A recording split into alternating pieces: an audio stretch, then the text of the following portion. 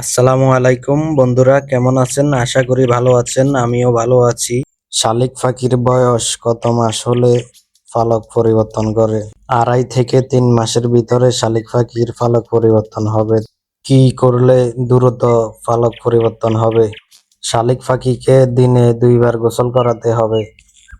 ঘন ঘন গোসল করানো যাবে না। ঘন ঘন গোসল করালে কি হবে? পাখির ঠান্ডা লেগে যেতে পারে। আরেকটা কথা আপনাদেরকে জানতে হবে, সেটি হচ্ছে শালিক পাখির যখন পালক পরিবর্তন হবে তখন শালিক পাখি দুর্বল হয়ে যায়। তখন কি করবেন? আপনার শালিক পাখিকে পুষ্টিকর খাওয়ান খাওয়াতে হবে আর শালিক পাখির খেয়াল রাখতে হবে।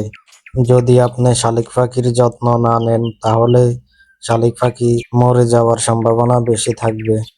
আরো নতুন নতুন ভিডিও পেতে আমাদের চ্যানেলটি সাবস্ক্রাইব করে দেবেন।